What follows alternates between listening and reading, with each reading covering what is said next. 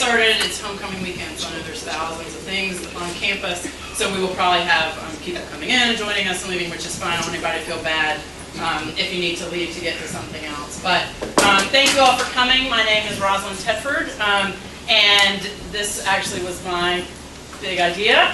So I'm glad that we got it done. So a brief history. I actually grew up in this building, and you'll hear how in just a little bit. But some of my earliest memories are riding in that old Reynolds wing elevator, right, up and down to my dad's office to play in the room that had all the scenes, all the little sets. It was like having a whole room full of playhouses. So when we were sitting in a program about a year ago, I'm chair of the marketing committee here, and we have a program about things you can do to market your library, whatever, and someone said that they had a big thing for the 10th anniversary of their building, and so that made me immediately go and look up when the Wilson Wing had opened, and just so happened that it opened 20 years ago this year. And so I'm going to do a couple brief slides for those of you who weren't around for that whole thing. See lots of familiar faces. So some of this is partial information, and I hope that at the end there'll be lots of times for people to share their own memories. There is a reception in the atrium from 5 to 7 after this that I hope everyone will feel like coming to.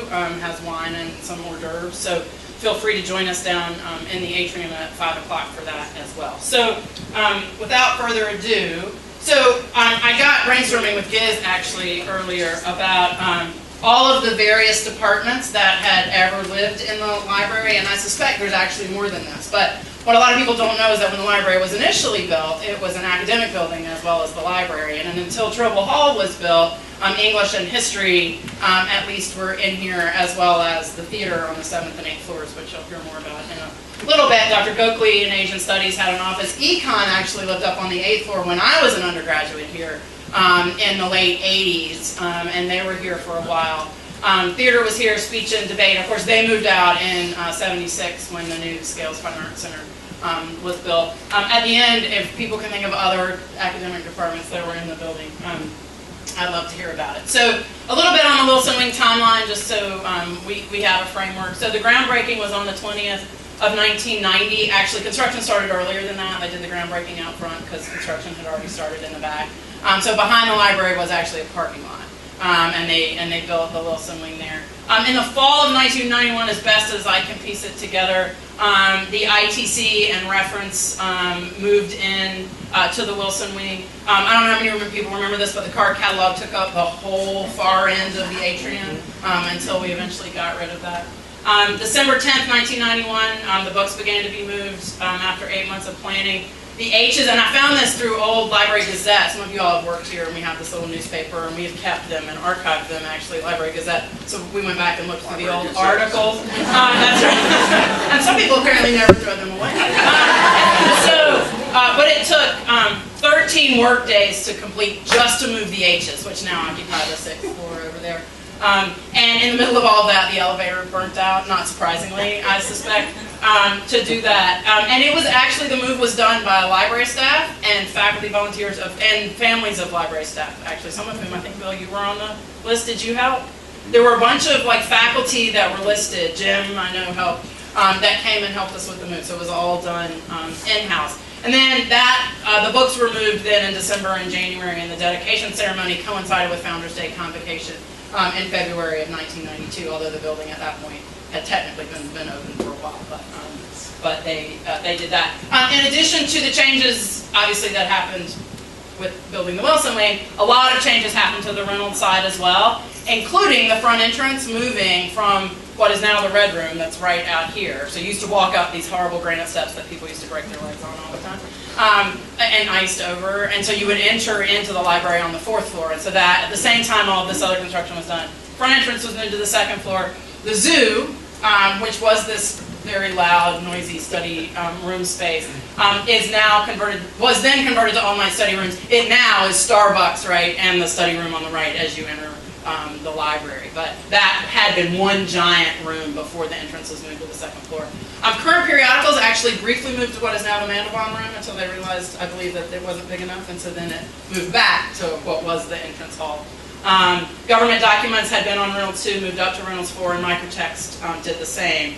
acquisition, I think it was called acquisitions then, is that right? Which was our technical services and processing, right? Had occupied this exact space on the opposite side of the building, and it moved into the new Wilson wing, and so then that space was opened up. And actually that's when I first got my first job here, that's where I was over in architects. So there was a lot of changes that went on, both in the Reynolds wing and the Wilson wing. I assembled this fine panel here today to sort of show a perspective of sort of the history of the building. So we're going to start with my father, Harold Tedford, who came in I'll have to get my notes, right? I should know this about my own dad. Who came in 1965 as the technical director of the theater. And it was, again, the theater was up on the 7th and 8th floor. And if you ever want to know logistically how that happened, get Beth or me or Linda Early. We can walk you up there with my dad and sort of point it out. It's kind of hard to explain now. And he stayed here in the building until the new Scales Fine Arts Center opened in '76. And then he actually, once he retired, came back to the building and, strangely enough, has an office up there on the 8th floor, just about 2 offices down from where his office was when I was a little kid, in 1999. Ellen Knott, who is right here, came to ZSR in 1982 to our reference department, and then became head of reference in 1989, a position she held until she retired in 2003. And she was obviously very much affected by the building of the Wilson wing because reference moved into the new space. Charles Getchell, who is now the director at, and you have to pronounce Quinnipiac University Library, but he came as head of reference, which I didn't know about you until you sent me your CV. And then he, in 1986, right, and then you became assistant director and left in 1995 to go up to Quinnipiac. So he served on the committee for the Wilson wing, as did my father. Ellen, were you on that committee as well? So 3 committee members that served. And then finally, we're lucky to have Larry Robbs, who's president of Walter Robbs Callahan and Pierce Architects. And he was the architect for this project and has been the architect, and that firm has been the architect for many, if not most, of the construction projects on this campus for a long time. So we're lucky he found actually all these things he brought in are the drawings of the before and the floor plans and all that sort of thing. So he'll talk a little bit about the architecture at the end. So I've asked them to talk for 10 minutes. Some may have a hard time sticking to 10 minutes. It's all right.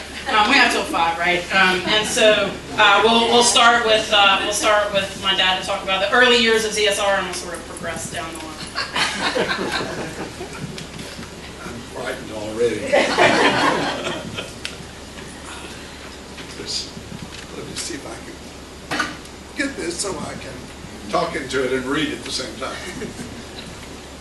I'm going to read this because I want to keep it within a reasonable time. My daughter's very optimistic, but I think I'm going to do pretty good. This is called the Z. Smith Reynolds Library and I. Now, I remember the first time I set foot in the Z. Smith Reynolds Library. It was in August of 1965 when Franklin Shirley, my new boss, drove me over here around 8 p.m. on my first day in Winston-Salem. I was to be an assistant professor as well as designer and technical director for the theater in the recently established speech department. Then the department's offices were on the east and on the 6th level right above us here. And the 2 theaters were on the 7th level of the stacks. One was a proscenium theater, and it was in the eastern space of the stacks, and the other, a nicely proportioned oval theater in the round called the Arena, was in the west space. There was also a tiny lobby, a ticket office, a tiny men's and women's dressing rooms, and scene shop, plus a few other things. My paint shop was the janitor's closet in the 7th level elevator lobby. And by now I hope you're all sufficiently confused because I certainly was that on that August night. Needless to say, Mr. Niels Larsen, in his late 1940s designs of the new campus, had not intended that the library house the theater. He had, after all, built the library at Dartmouth, and Dartmouth did not put a theater in it. In his original plan, a fine arts center was to sit on the side of the hill across from the physics building. Professor Shirley told me he was taken around the new campus to look at potential theater spaces. The east and west ends of the stacks on the 7th floor, there was no 8th floor board at that time, had nothing but open space from floor to ceiling, which was about a 16-foot distance. Professor Shirley agreed to these spaces being assigned to the theater. There, the first theater was built by Professor Bill Walton, the third director of the theater at Wake Forest. He took on the job of filling the spaces with a loyal group of students as his labor force. First, he built the West 7th level space, a very nicely proportioned oval arena stage, seating 152, and that you could sit in temporary metal and canvas chairs. These were eventually replaced with seats discarded from Reynolds Auditorium when it was remodeled. The control booths were put above on the 8th level crossover, which still exists because it was permanent. And when it was needed, pianos and musicians were put up there on that 8th level as well. The arena was the locale of the first play produced on the new campus, The Innocents, which a play based on Henry James' Turn of the Screw. It opened on October the 26th, 1956, and it's almost 55 years ago. This successful show was followed by Antigone, the King Union Court-Martial, and the Pajama Game, and finally in the spring, Maxwell Anderson's Mary of Scotland topped out the first season. In 1958, Walton and crew built a proscenium theater in the east space and made major improvements to it in 1959. Now, this was the pair of theaters I found when I arrived in the fall of 1965. An arena theater entered by the elevator lobby on the 7th floor, and proscenium theater entered from the, you gotta follow this, the 7th level of the eastern stairs. These are the eastern stairs. Go up to the 7th level and go into the stacks, and that was the door into the proscenium theater. In this theater, the side, you had to enter in the middle of the audience, go down to the front, and find yourself, if you went this way or that way, you walked in front of the audience, and then you went up the side to your seat. So if you got there late, it was duck and run in. And a lot of people did. You got strange configurations. So that's what Professor Shirley showed me on that August night. He showed me my office at the southern end of the 6th level stair hall, right up there, an area that you now pass through from the stair hall to the walkway crossing the east end of the atrium to the reference section level in the new Wilson wing. My first year here, I learned a lot about this building. First, that there was a bell on top of it, but it had no clapper in it. Once it had one. Was that brought from the old campus? Do you remember? I'm not sure. I'm not sure about that. It seemed like there was some legend about it. It was intended to be a low-tech alarm system. Mr. Walton had sent some students up on a midnight reconnaissance to fetch it, that is the clapper, and hide it because the bell would ring at all the wrong times during performances. As you can imagine, this tended to interrupt the plays, the ringing of the bell, since the windows on the 8th level were kept open in the fall and spring to get some fresh air into the crowded spaces. The bell was silent for a while after I arrived, but the clapper was replaced, and often some Quasimodo over in the police office would ring it when they needed to get hold of another cop, or we won a football game, baseball game, or just about any reason to ring the thing. I eventually found out how to turn it off, and that's what I did. When the curtain went up, I turned it off. When the curtain came down, I turned it back on. I also found that there was an intermission space on the 8th level. That was the intermission space for a coffee shop, and this was for the arena theater. Now, a full coffee shop was later established in the space by the chaplain's office. Lynn now has her airy, light-filled offices in that space. I found out that prop storage was on the first level of the stacks. No books were there yet.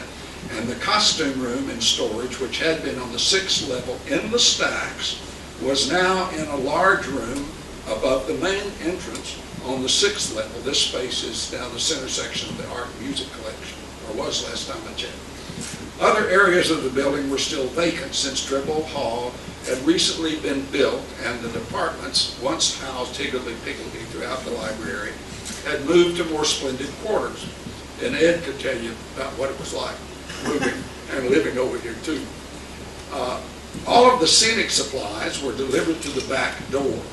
Now that space is now the entrance from the atrium into the west stairwell. The materials had to be manhandled up the stairs. That is, if we got a sheet of plywood, we carried it up the back stairs, or not we, many. I carried my share. And we had lumber. Anything that fit in the elevator, we would take up in the elevator if it was working. We would take things up one level at a time. And the scene shop was on the 7th level, so we came in on the 2nd level and you took everything up that many flights of steps. If you came to see a play in our little magic factory, you entered through the door facing Tribble, right over here. The arena was entered either by coming through the stacks, going in that door, then coming through the stacks on weeknights to the center elevator lobby, or through the reserve reading room on weekends. The zoo, or now it's called Starbucks. Once in the elevator lobby, they had the option of waiting on the elevator, notoriously slow and not dependable, or walking up the small staircase all the way to the 7th level. Needless to say, the librarian and his staff were not really excited about having folks walking in and out through the stacks without going through the checkout desk. But it did it. I don't think they lost many books. They never really showed me any they lost. The proscenium entrance was a little more complex. When you entered through the side door down here, and then you could do two things. You could climb up to the 7th level on the stairs out here, or go to the elevator room, either through the stacks or through the reserve reading room, and ride up to the 6th floor. And then, if you did that, you walked back to the stairwell over here, and then you walked up the stairs to the 7th level, and then through the door. And it's a wonder we had anybody coming at all. But after dealing with this for a few years, I dearly loved our faithful audience who put up with it. Beverly Walters, by the way, who was critical in the Journal, was once found lost and wandering around on the 4th floor on a Friday night. We were opening a show.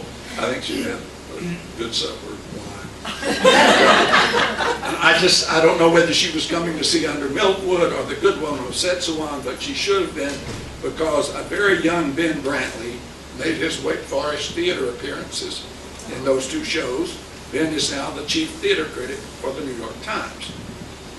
Other tales of getting the sick and wounded out when the elevator died would take far too long to relate. My wife cut out 2 paragraphs. just let it be said that the theater goers were hardy souls. My 2nd year here, I was appointed director of the theater when Mr. Walton was offered a position at the University of Delaware. I moved my office up into one of the little offices on the 8th level, and I have a little office now. And we made that suite of offices the theater offices. In 1968, the university gave us money to tear out the proscenium and reverse it. That meant that our audience coming to the proscenium could enter via the elevator, putting more strain on the elevator, and then walk down to their east-facing seats. The other seats had faced to the west. The maroon curtain, which was brought from Old Wake Forest, that had been used in the old proscenium theater, was hung as the main act curtain in this new configuration. Finally, the campus theater's birthplace, the arena, was torn out, and the space was turned into a black box theater.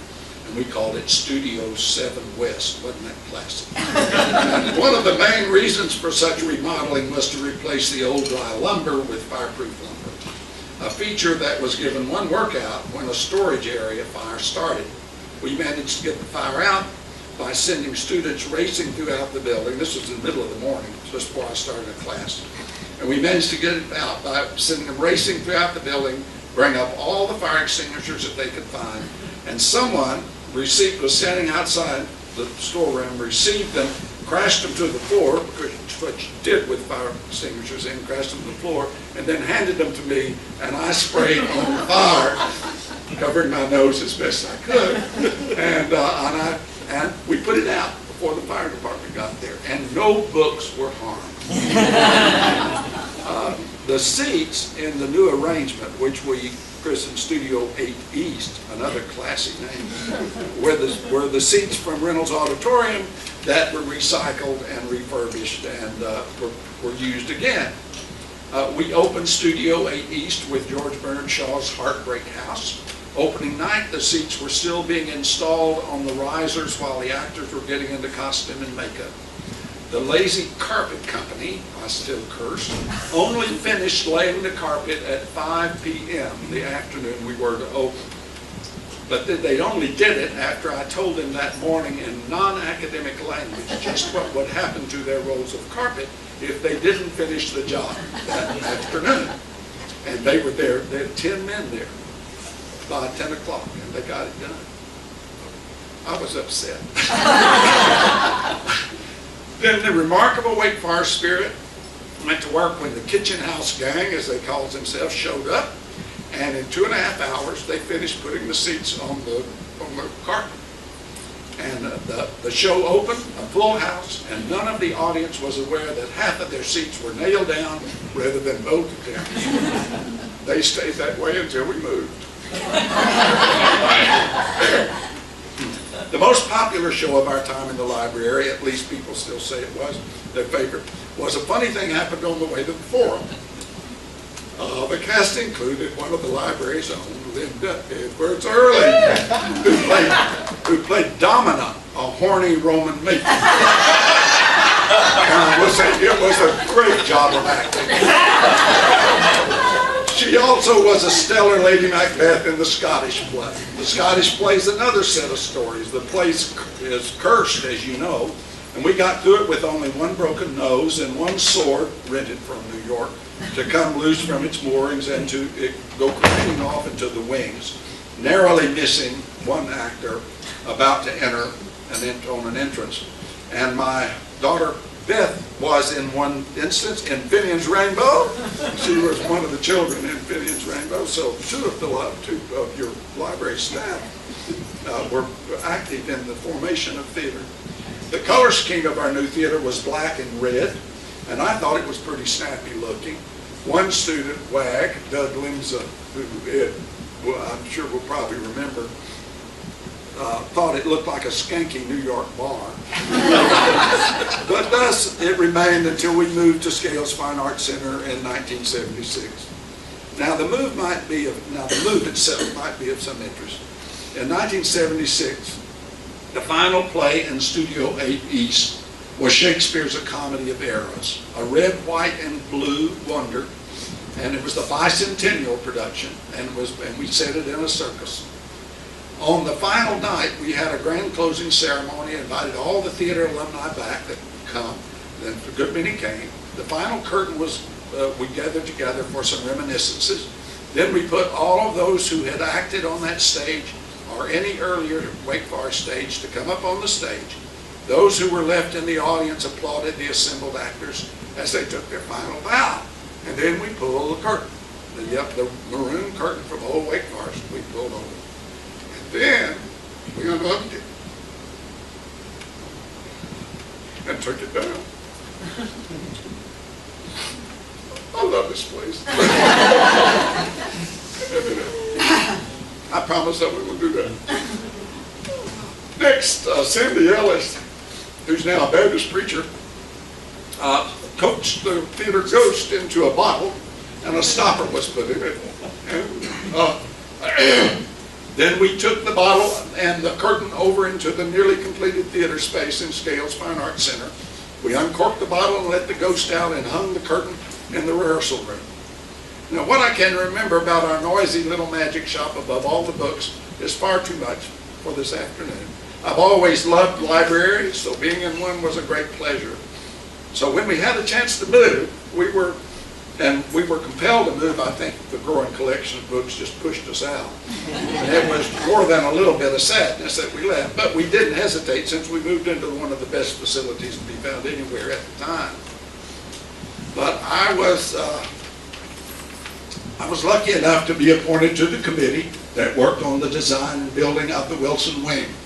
The committee was very much of one mind, and the building that you use every day, many of you use every day, seems to indicate that the effort was worth it. I can only remember one particular thing I might take partial credit for, and that is the positioning of the front columns. The original front door, to which one literally clambered up a flight of granite steps,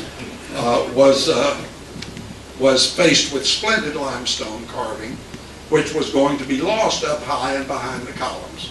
And it seemed, as I remember, it seemed that I suggested that the columns be paired on two on each end, rather than evenly spaced across the front. Now, when you stand out front, you can look up and you can see the limestone frame door. And I like to think of it as being a proscenium and a little pentimento of the theater that was once in this building.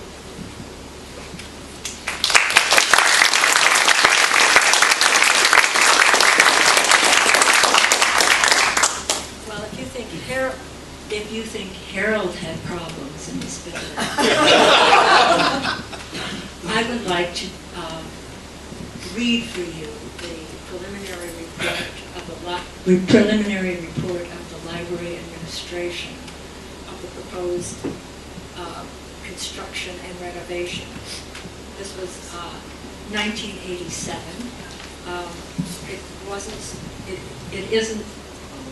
It isn't signed. But I suspect it was written by Dr. Bertheron, and this is brief. It's called Introduction, the Building's Problem. The Z.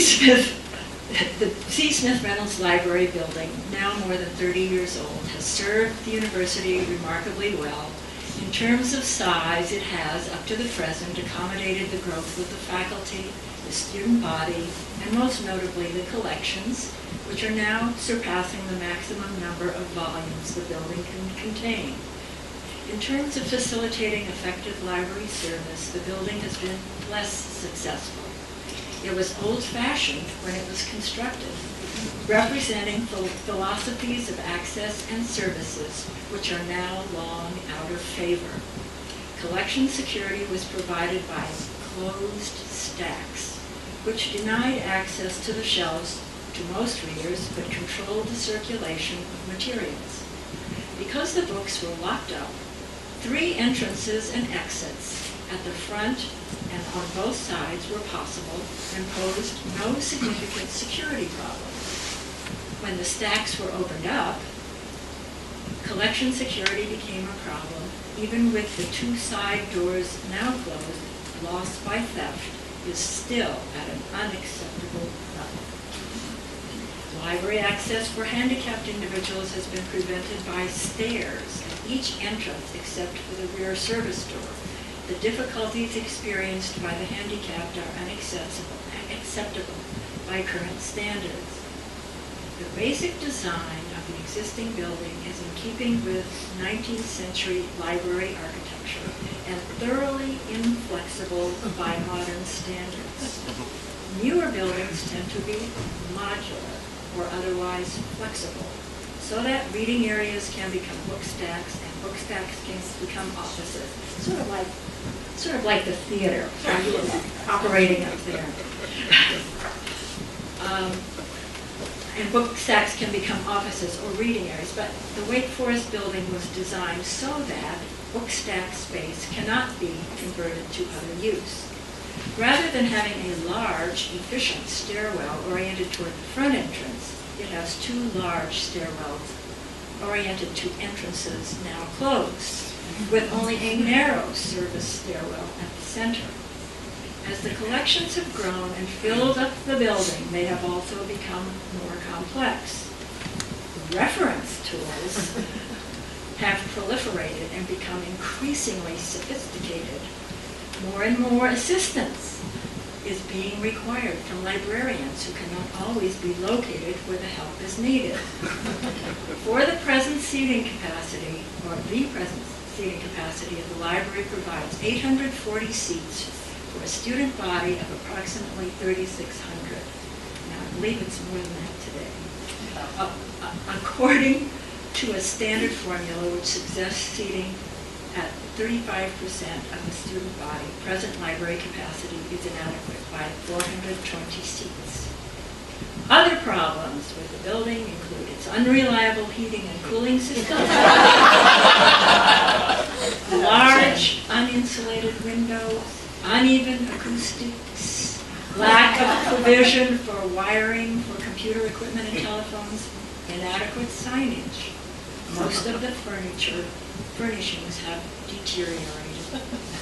Comparisons between this building and recently designed and constructed academic libraries elsewhere would suggest that the optimum strategy for the university would be to start over with a new, larger, and flexible building. However, there are no indications that the additional millions of dollars required would be available.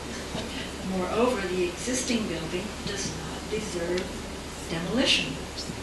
Yet it probably could not be adapted to serve any other university need once the theater. Therefore, the library administration has established a three-phase program to solve the problems. Provide additional space, reorganize services and collections to improve efficiency of both access and service. And after that, there was a breakdown of how this would happen, what was required, and the amount designated or indicated here was $8,932,500, and this was in 1987. Well then, just one other little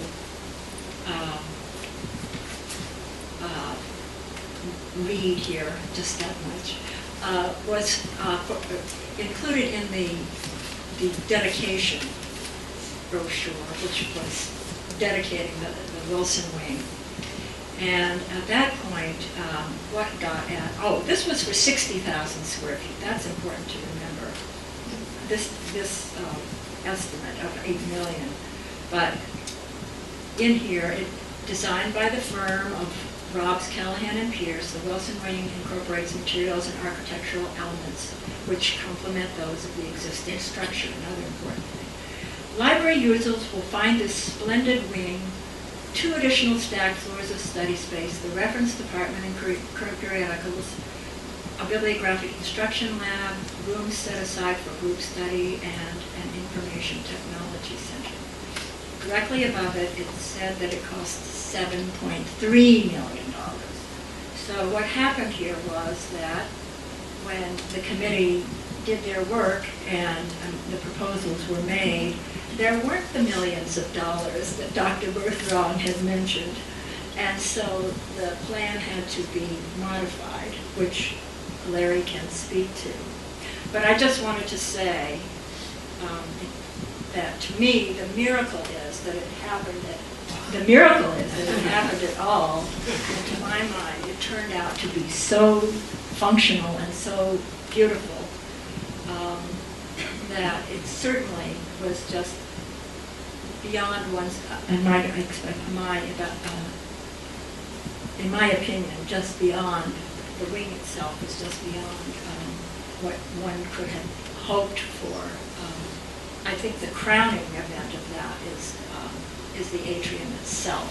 We got lots and lots of facility, but we also got this very beautiful atrium, which has continued to be an allure and I think beauty, let's just say that. Okay, that's it.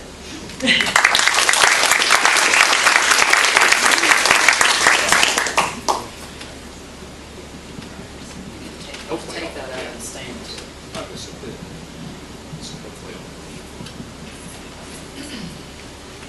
Test. All right, that's good. Well, it's indeed a pleasure for me to be back and to share the table here with old friends that I have spent some wonderful years with. Listening to Harold's trip down theater memory lane, I'm reminded my dad did at the University of Mississippi 2 decades before Harold had his opportunity here. Very much the same thing. He had the opportunity to come build, and his love was tech theater, to build a university theater program. So like Roz, I grew up going into my dad's office and getting in all the boxes of little chairs and furniture and things like that. So that's a great memory. Ellen, of course, was an established member of what was a very lean library staff in 1986. Maybe 11 librarians or something like that, or 9 or something. It was very empty. Wanda was new. You might have been the newest one before me when I came. But there was a very small.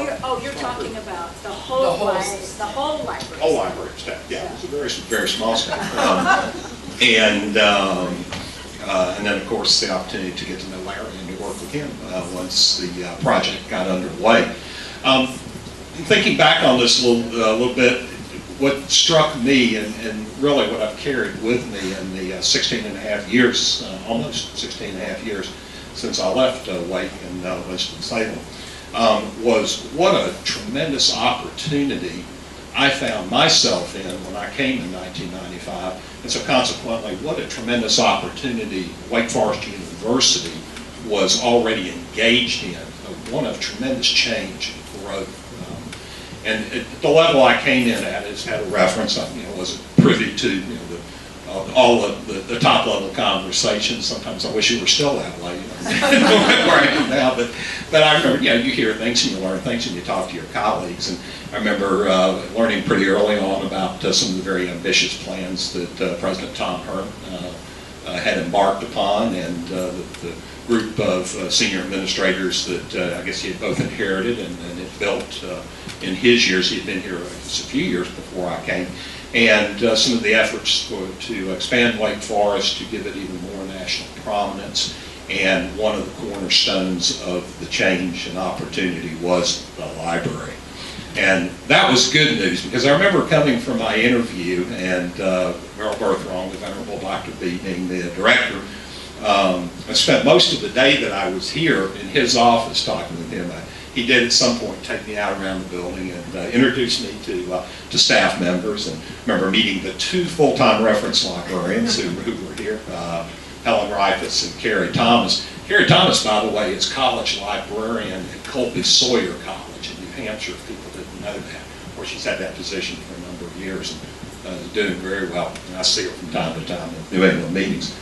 And I was thinking, wow, this is one very interesting place. Tremendous building in terms of physical size for an institution, Wake Forest size. An amazing physical book collection. And this is in an era when libraries measured themselves and took great pride in book counts. How many volumes do you have? What is your ranking? And was it the old ACERL, I think, the Association of Southeastern Research Libraries, where that statistical profile that for some years when I was here, Wake was the top institution. We could go around saying, yeah, we got Duke and Emory and Vandy and all those other schools beat. And that was very impressive. I remember Dr. B saying, well, I was hired to come here in part to oversee the building of this book collection. And it was obvious that a tremendous job had been done. But I came from the University of Kansas, so a state institution, a research institution that had gone through some physical changes, and it had some opportunities a few years before we got to do them here to really begin to grow. And this was a real change time, not that there's been any slowdown, I think, in 20 years for college and university libraries. But when you go back to the mid and late 80s, you had the advent of automated library systems, integrated library systems. CD-ROM technology was just beginning to come onto the market. Concepts and applications of, we used to call bibliographic instruction or user education, were catching fire around the country. Student-centered services, and a real change for a lot of library staffs around the country, both small colleges to research universities. So in reference a few minutes ago, a very small, dedicated, hard-working professional staff and a and I think an equally small in number of support staff. So to me, one of the great happenings here was not only were we blessed less than 6 years from the time that I came with the 50,000 plus square feet of the Wilson wing, and I think so appropriately named in honor of Ed Wilson, provost, first provost here, and always a tremendous supporter of libraries and scholarship. The retrofitting over the years, the modernization, if you will, of the existing building too. And within this tremendous physical plant and the changes, a much larger staff, a very diversified staff. I remember having the pleasure of being involved in, I don't remember how many search committees, Ellen was involved in a number of them too, because we were able to hire a number of reference librarians, first group of subject specialists to begin to parse out amongst the schools and the programs. I was given collection development as one of my main responsibilities, and as a team collective effort, we put together a collection development policy and did our best to make it work and to keep Bill Kerr in physics from bankrupting us each year with the physics journals. I can't pick on it. Bill was a great colleague and friend through those years, and a great supporter of the libraries too. And it wasn't all Bill's fault, because we had math and we had chemistry and we had biology that were right behind, or right with him. I think it was like a phalanx or something coming at us. But we were able to do this combination of really wonderful things. We had organizational change in the library. And I personally was a beneficiary of that, and I've always been grateful for the opportunity that I had. But I think that, personally, myself aside, this was the type of change that needed to occur as well. It was just time. My assistant director colleague, John Via, worked and did a number of staff very hard on bringing Dynex in here and some of the trappings and limitations that they faced early on, and managed to overcome those. And when I left in 1995, it was a very different organization, very different library.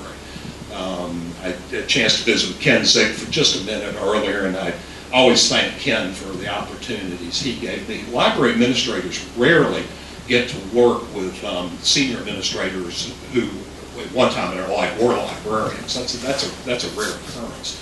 And Ken, I think, he took some big steps, made some changes, and left a new lineup card actually for Rhoda Channing when Rhoda came at the end of a very detailed search committee. Lord, that was a big search committee. I don't know how we got everybody in one room and finally agreed on who would get the first offer, but those in the room, and hopefully it's most, if not all, who knew Rhoda, a wonderful woman, certainly one of the most important mentors I had. I think a lot of us would say that, whether we're still here or moved on. And these, again, some changes in leadership as well. And in retrospect, as it's always easier to do, I would often think back on the accomplishments that President Hearn oversaw and directed here, and that everybody who was involved.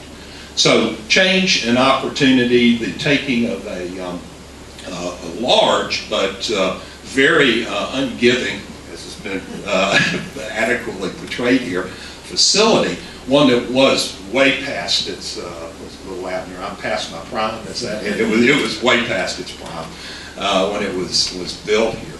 Do y'all know that Mr. Larsen, and to give him due credit, of course, in library design and history, Dartmouth was mentioned, Harold mentioned Dartmouth, also designed the libraries at Colby College, which we didn't get to go to. We had hoped to go there, and at Bucknell University. So if you ever get the chance to visit, and Dartmouth too, the Baker Library has been changed so much over the years, added on to and so forth. But if you go to Colby or go to Bucknell, if you haven't, and you get the chance, it will just set you back on your heels when you're standing out in front of those two libraries. It's like looking at two smaller ZSRs from the front. And if you ever get a chance to go to Middletown, Connecticut, which is about 20 minutes from where I am, to Wesleyan University, and go around the backside, go into their addition, and go around the backside of it, you'll go, wait a minute, this looks familiar, as Larry might remember well. That was one of the, I think at any rate, one of the big influences, particularly on the exterior facade and the curve that they had. That having me thinking, I do remember these things, some of them very well, and others have come back, of course. The opportunity, one of the opportunities in going on the site visit trip, the chance to see these other universities, to see other libraries. I can remember watching Larry kind of look, asking questions, and then at some point kind of drifting away to a corner and kind of crouching down. You would crouch down and you would look.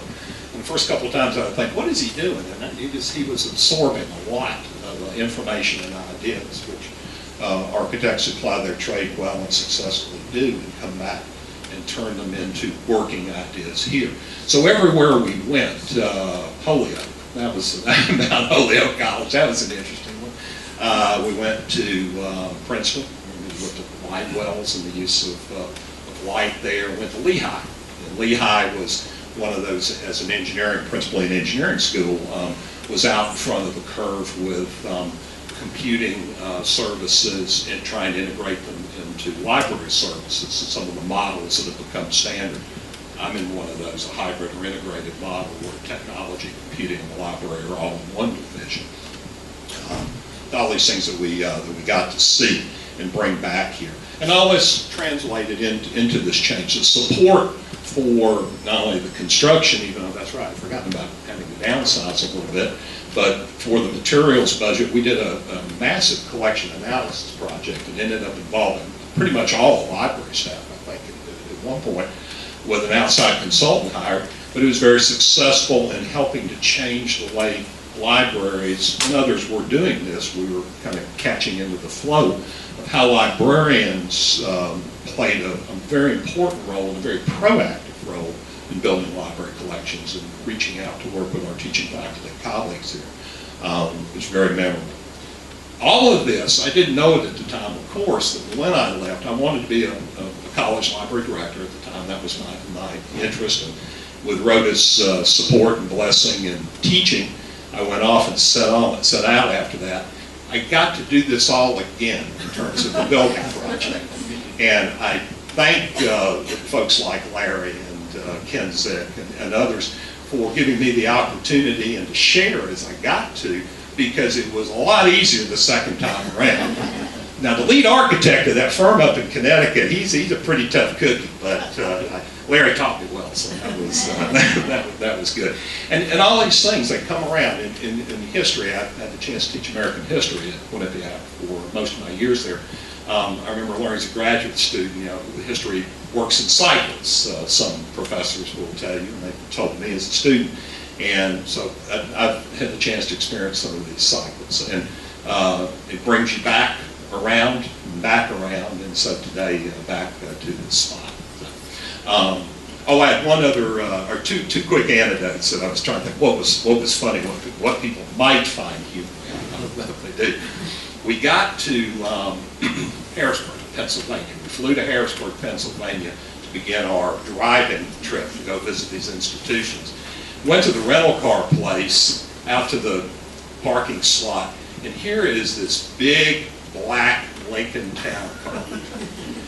The predecessor to an Abrams tank with Bradley fighting or something like that. I was thinking, oh my word, well that was Marie Teague. She was going to make sure that her boss, Ken Zick, was going to travel in style. So I remember Ken looking at me and going, here Charles, and he flips me the keys, and I'm thinking, heaven forbid, I'm chauffeuring my vice president around New England, and I don't know where the hell I'm going. But we had a good time. It was a good trip and very beneficial one.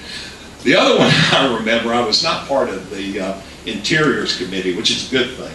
Folks like Ellen and Harold, much more qualified than me. But I always, armchair interest in design. So when it came to exterior design, I remember one particular committee meeting, and there were other, I'm sure, important and needed people present. But Larry, you and Steve and whoever else was working on the project trotted in, I want to say it was 5 boards of variations on the theme of what the exterior of the building might look like. And at one end was, this is Wake Forest, this is the traditional, we knew the brick was the brick, we were going to use that. That was the given. Old Virginia, is that right? Old Virginia brick. But how it looked, the style, of course, was there to be decided upon. So from one end of this set of boards, these beautiful drawings, the direct match, I would say, to the, pardon me, to the existing architecture of, I guess, everything but the fine arts building, right? And then variations moving on to whichever architect's ideas were infused the most into the fifth one. And I'm looking at those five and going, there's no way this one over here is going to get voted on, but yeah, maybe somewhere in the middle there. And I remember that sparked some very interesting debate, and traditions are valuable things, they're important. Change is valuable and important too, and I think this institution remains blessed with the outcome from those years. And very pleased to be a part of it. Thank you.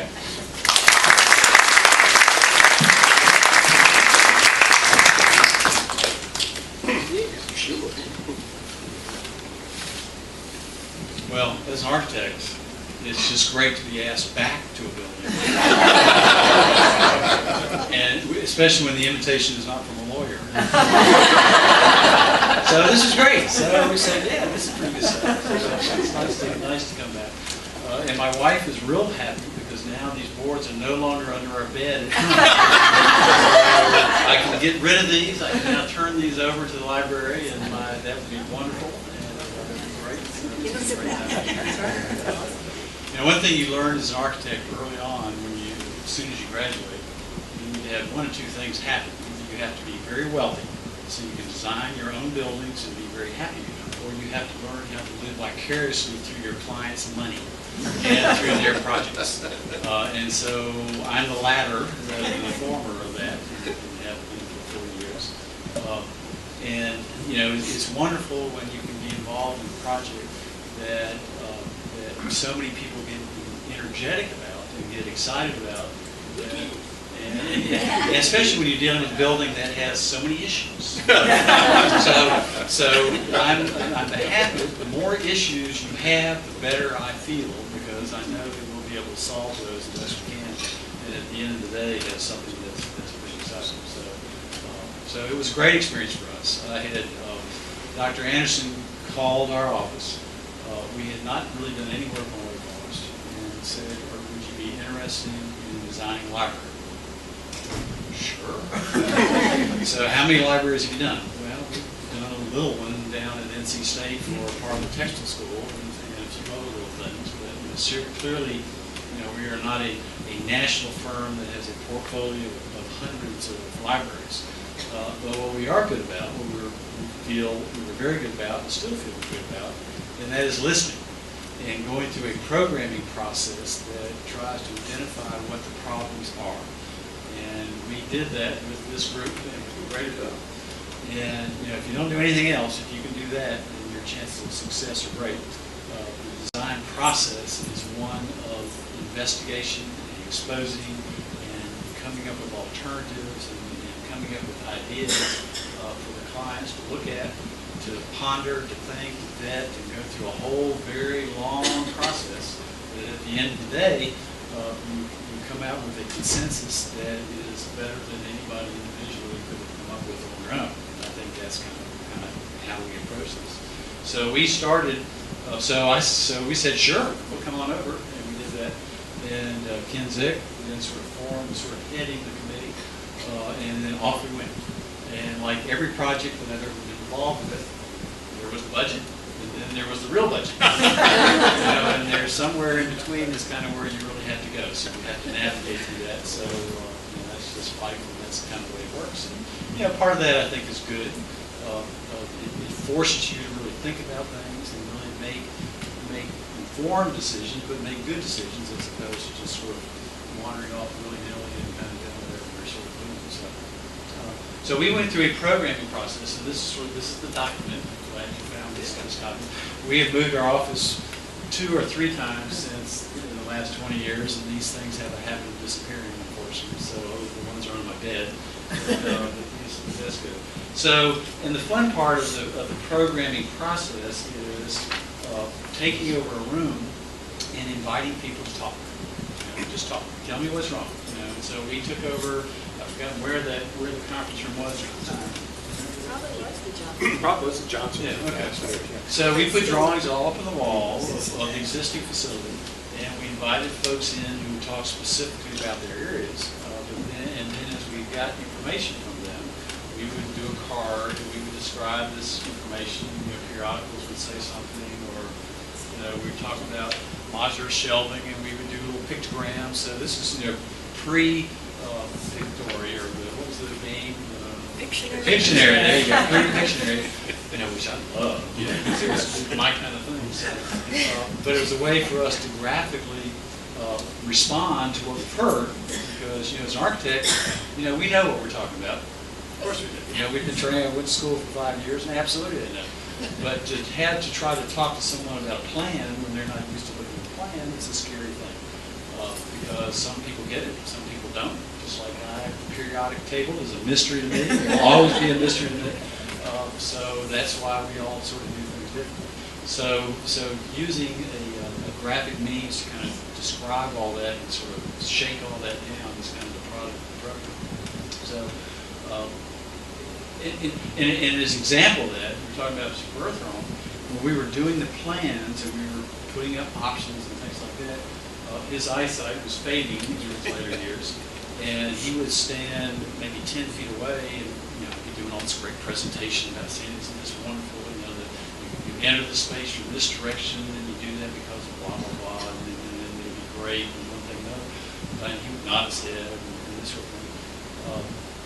And then when I asked him a specific question about it, he had to walk up and get this close to it, which I just turned white over. Because I realized all the time that I'm getting nodded approval, which as an architect, we need that. We need tacit approval from our clients to make us feel good. He couldn't see any of it. So, that was a real frightful moment. We sort of were able to but anyway, so the programming is the piece that sort of really makes it come together. That's when the budget is finally described, and that's when the knife comes out and the axe comes out, and we start to whittle it down, and we finally get an agreement that, okay, we're going to start the design of that part after we get this document, and everybody held hands and sang Kumbaya. You didn't have the copy that was signed in blood, but no, there's a copy that has blood on it.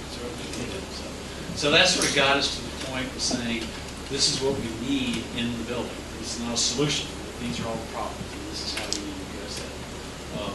So with that, you then layer on the needs of the campus and the influences of what Mr. Larsen did in his original design of the campus.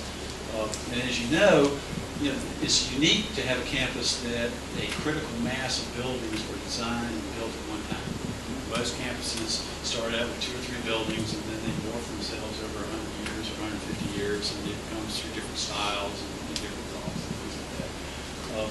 So this campus had a great thing that said, this is the campus. These are how buildings need to talk to each other and how they need to relate to each other. And you have the main quad, and you have Magnolia quad, and you have buildings that between the quads have openings so that you can flow through them. And before the trees became mature on this campus, you could look up and sort of see a north-south axis between buildings as you go between the quads. And then the same thing happens east-west as you would sight down the side of vistas you build. So those are really important. It was interesting in looking at the original master plan, as several of you know, that the road coming in from Rinaldi Road, of course, at one time went up Davis Field until just 20 years ago, or 15 years ago, something like that. Well, the original plan, of course, had that road going right across the quad and going on out to the water tower.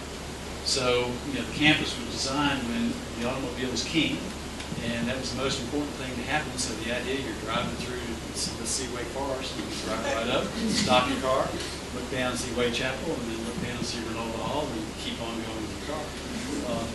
It would have been interesting, I think, to me, to think about, or to hear the discussion about how the library got placed compared to Rinaldi Hall and how we got placed. Because the thing that's really nice about this campus, I think, is that because it was all done with a collection of buildings, that was the hierarchical set of buildings on the campus, going from the chapels, and some would say, religious-based school originally, to administration, to library, to academic, to residence halls, is that as you design buildings, you had a hierarchy. So the chapel was the most important. Waite clearly is the most, Waite Chapel is clearly the most important building on campus. And then you have the administration or the library. You know, I think if you go from campus to campus, you know, some folks, the heart and soul is in the library, right, from the inside. The administration side, president's office and things like that, then maybe that is. So it would be interesting to go back in time and see if there was ever a swap between these buildings. You know, that. So my feeling is, I guess, the way the campus loop road, the original loop road evolved, you know, sort of in a boot shape. So as you come up, you had this vista right to the library, so it had this prominence.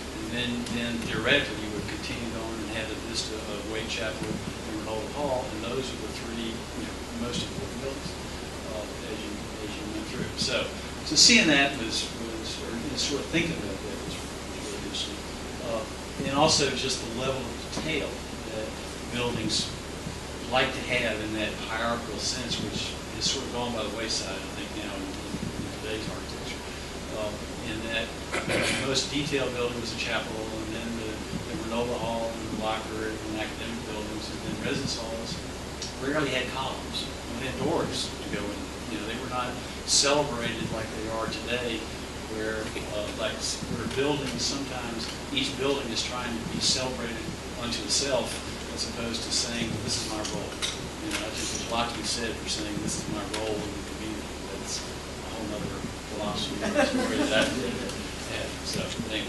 So, how did that affect the library? Well, it did two things, I guess. One is, clearly there were handicap problems. You know, handicap accessibility was a big deal. You couldn't go in, as folks talked about.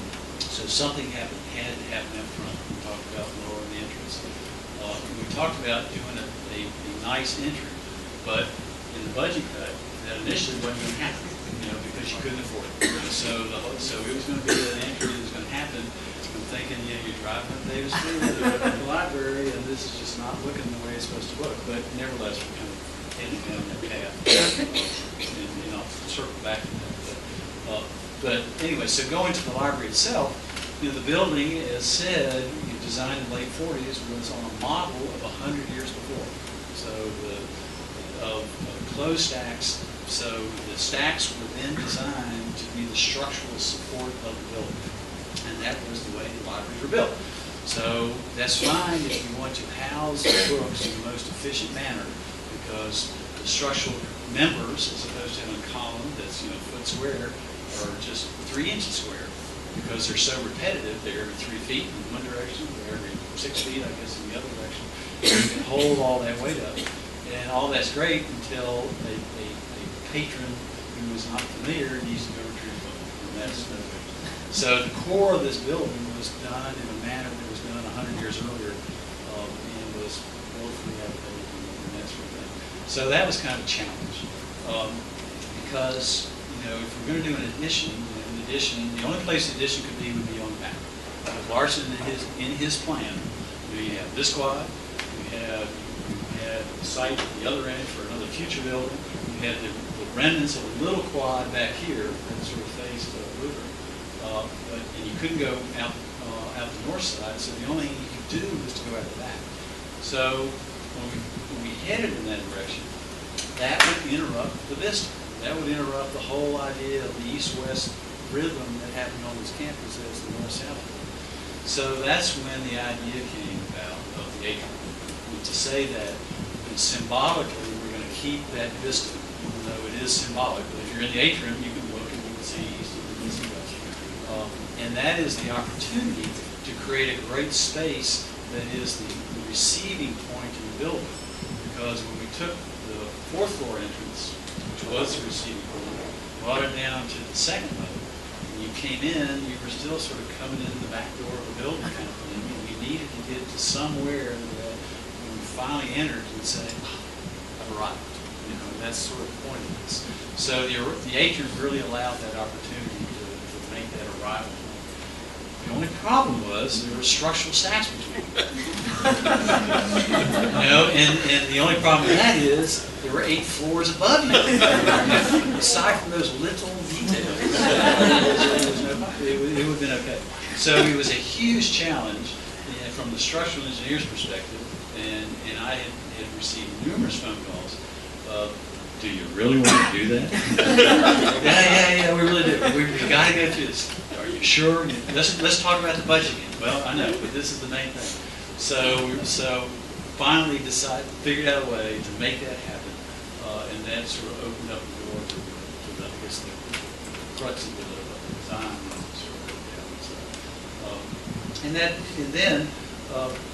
Then we realized that the atrium also has the ability to give that neutral space that students love, and that is I want to be seen, I want to participate on my terms, but I don't want to participate if I don't have to. So all the balconies that are created in that atrium space were intended to be little study niches that you could see there, and then on Thursday night, when you're trying to line up your date for the weekend, cruise the library, you're up there like, yeah, there's in there, so you have these bridges, and you have this viewing thing that happens, and you're cruising and doing what you're doing other than studying. So that was the other piece. So it really made a great space and building for that social interaction that you really need to have on the campus for freshmen versus seniors who know everything and freshmen who know nothing. So I think and so all that kind of worked out, and I think worked pretty successfully. The project started. We finally got close enough that we had the money to build the building, and then could turn our attention to the front door, and then go back and look at that. So you're absolutely right. Pairing the columns was a successful solution, and there were probably 10. We did 10 little models. We had this great time. We used to have up until we moved the last time on Steve Oak's desk. 10 little Reynolds libraries. So it looks like the only way to do it because it was the right way to do it. But I want you to know there are 9 other ways to do it. And so you have to sort of go through that process to really kind of vet all those kinds of ideas. So, the other couple memorable things. The trip was great. I guess my sense of sitting in the back seat, sort of white knuckle, driving around. I guess now if we had black hats and dark glasses, we could have been the Blues Brothers. Sort of turning, going down. That's sort of the image of how that worked. And after all the planning, everything's squared away. The contractor's on board, ready to go. He puts the first shovel in the ground and says, this hole, which is going to be the lowest level, is too close to the existing building. What are you going to do about it? What? What are you talking about? So we went through all this haranguing. From our perspective, it was far enough away that where the cut is, the building was not going to sink into the moat. But there was some harrowing, hand-wringing, finger-pointing, I can't do it, you can't do it, I can't do it, you can't do it, moments that lasted probably about a week and a half before enough of the foundation got in to then say, okay, we're good to go, and we're going to go from there. So from that point, we were talking about the design of the building and the final decision on the facade. It would be a real easy thing to do is just to replicate anything else that's on campus. That would result in a square back building with a familiar window pattern, familiar repetition of things, and that was the easy way of doing things. I think our goal was, well, can't we make this a little special? Can we twist on this to do things that are complementary, but says that it was built in 1985 as opposed to 1952.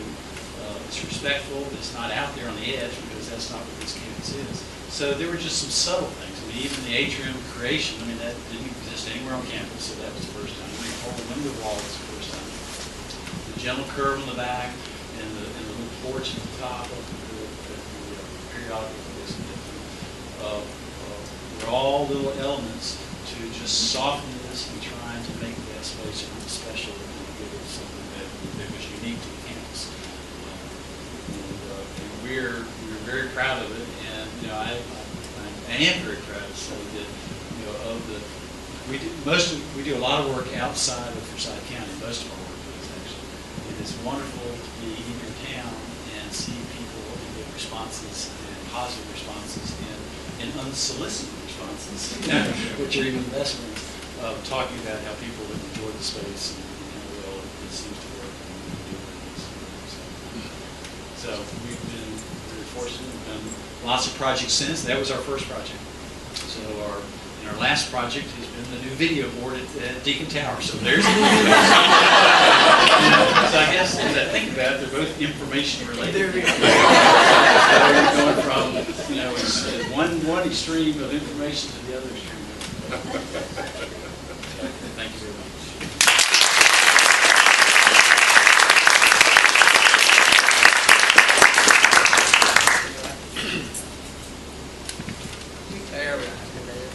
I want to thank our panel. So this to me is like the perfect blend of the love of my family and of this building and this university, and I also have this insane love of architecture, although no skill at it. So the drawings are fascinating to me. So I'd love to hear if people have questions or memories or other thoughts. I can tell you that I'm now working with Mary Beth, our Director of Access Services, because we're thinking about trying to get some money to sort of refresh the atrium next year.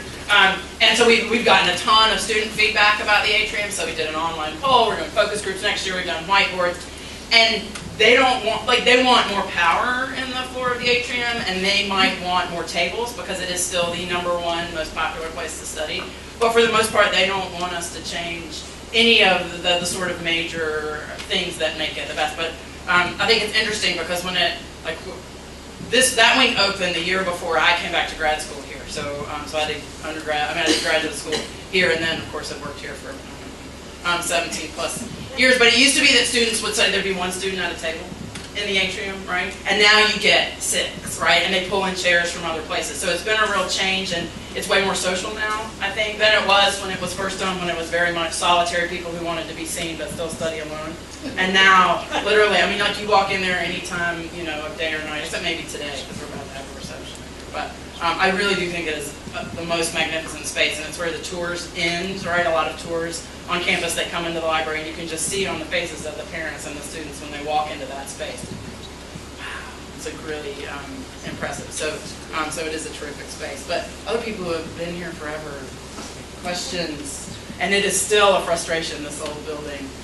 Every year. In fact, we actually tested the myth this year. Are they really structural? We've always heard, these stacks going through, are they really structural? Yeah, apparently they are. I don't want to be here when you pull out. Yeah. I was going to talk to you. How'd you do that? Well, one thing I had, I know when I was hired in 1990, I remember Ellen Knott telling me this story. She said, and she may have come and spoke with you or someone on your team, we need a classroom in the new addition.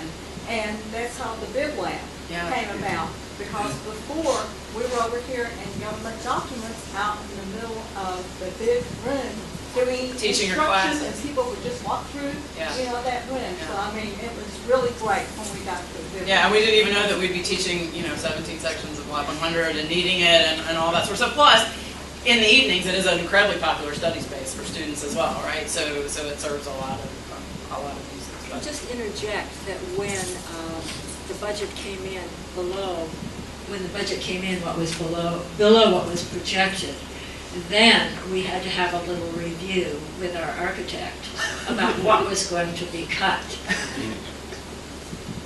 Larry's lucky to be alive. Over the Bib Lab. I weigh 300 pounds in my black hair.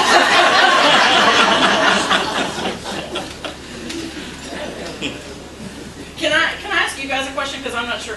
Where in the process did Dr. Berthrone leave? And because Rhoda was here for the dedication, right? So she was obviously by the time it opened, and I just can't remember Well, Dr. B retired with the end of the 1989 academic year. Okay, so before even the groundbreaking, Yeah. but he had been in on the planning document. For the planning process. process. Yeah, Rhoda had no input in plans. Right. So because they were complete by that time. By then. Rhoda had inherited an awful lot. I mean, I think maybe others too, wonder, is she really going to come? Because it was, Yeah. she had a lot. It was preset for one that. Yeah.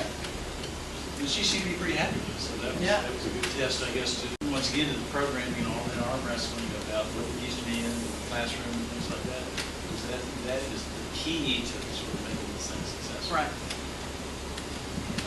So of the 5 options, it sounds like something in the middle, between the conservative and the way out there, you chose something in the middle for this library? It was, somewhere, if there were 5 boards, maybe in the middle, because when Larry was talking about the softening and the little grace notes, is that what we call it, or something like that, yeah, it was not the square back, obviously, it's the nice jump curve.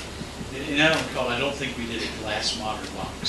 So That's so right. 5 were, you know, and 5 that was a expected range as opposed to something bizarre. Could have been. And so you couldn't do everything you wanted. What was like the one thing that didn't get done that you wanted? And also, That's a good question. where is the library going next? What are your dreams? We all turn. Well, that's you guys. Yeah. Group. Yeah, that's right. I can answer. We're engaging in a 5-year building plan for the library, which coincides with the capital campaign, not coincidentally. As Larry pointed out, the original Reynolds wing, there's not much you can do with. You're going to keep books in there. But the Wilson wing that you designed is very flexible. Big open spaces, very happy people spaces. So our interest is in putting more people and more collaborative kind of arrangements in there and moving books into the original Reynolds wing and having more interactions, more faculty, staff, student interactions. That seems to be what makes people the most happy. So if you have ideas or have money, we can. Or know people with money. I don't know what got cut that you just felt awful about. The square, I mean, we all had, you had to reduce the square footage. Yeah, but Where would the extra square footage have We gone? were just going farther Further down. back? Yeah, Okay, because so not, we've gone in that direction with the same profile. and Just been bigger. But what I was referring to, I just had to go down and defend this instructional classroom. It was all. Thank you, Ellen. We all appreciate it. I remember one of the things but we had the limitations of the old building, the circulation desk area. I think was an area that folks just wanted more space, but you guys took out a piece that was slab there. You cut out some slab. So when as you're moving into the atrium, that was flat continued roof or ceiling that came through there. So I think given what the architects and the engineers and contractors had to work with, they were able to open that up. But I recall that as kind of what's it going to look like. Yeah, I mean, that was very important to us. So as soon as you passed the elevators, you could have continued and been in that same sandwich deal. But we felt very strongly about cutting out the floor so you had at least a higher space as an introduction to the atrium space. So processionally as you go through, you get to the front doors, and that was the reason for sort of doming that, barrel vaulting that, you're bringing down your space, and then you're coming up a little bit, and then boom, you got the big deal. So it was a thoughtful process of kind of how you go through and what that experience would be. So, Don't you think that transition through there is the most important thing? oh, absolutely, absolutely. Yeah, that's right. So, Frank Lloyd Wright was all about that. That's for sure. And I had never thought about the atrium being that cross. Right, because they did a master plan review over the last couple years at Wake, so I went to a lot of those sessions where they showed the master plan and they talked about the axes and the boot and all that sort of stuff. But it never dawned on me that atrium, right, that keeping those windows at either end keeps that. So from Manchester's Plaza, right, in front of Tribble, right, all the way straight through that sort of. Don't you guys remember how dark the library was? Oh, it was horrible. And what That was- happened yeah. when the atrium brought in that sun up to sunset light? Just electrifying. So those were those were cells that had to be made because you constantly, first of all, a glass roof or how it's going to leak. It's going to leak every day of its life. Not that I know of. So you fight that battle from the first time you ever save that kind of space. That's the reaction that you get. And then the second issue is that that's a wasted volume. Why don't you put floors? Why don't you put the books there? Why don't you put floors there, because you can use it.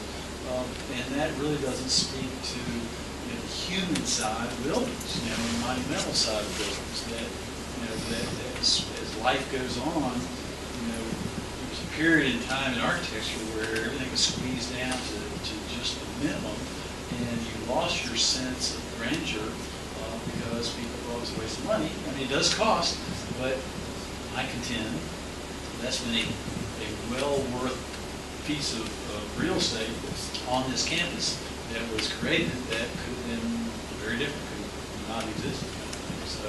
So there's value to that that is very important when you think about the design of spaces. The other thing that happened was with the addition of the atrium,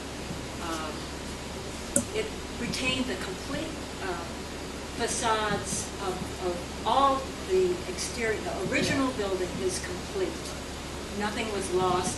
Plus, when that construction was occurring, we were not disturbed as workers in the library. We just soldiered on. But it just occurred, and then it was covered over, and we pushed through, and that was that. I don't think a day's work was lost by us. Well, maybe sadly, but only when we cut through, lasting through of the red oak stack was probably the only intrusive part of that. Yeah. But beyond that, it was very easy to do this. There were some memorable pile driving days. I don't remember how many piles they had to drive out there. That's what I'm glad at the time I was on Coliseum Drive, so I was far away. Well, there was some loud construction some days when we were working. I remember I had been on the job here for about a week. Rhoda brought me a little set of earplugs to use. I still have those. So I will give them to Beth.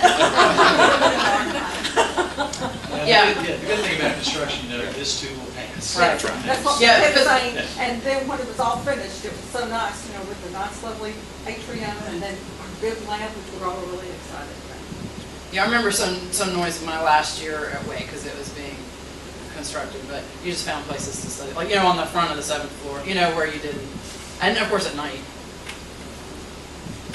Any other questions, comments, memories? All right, well the reception starts in 5 minutes in the atrium. Wasn't that like perfect timing? So we hope you'll join us down in the atrium for drinks and visits and catching up and all that sort of thing. So thank you all for coming, and especially thanks to our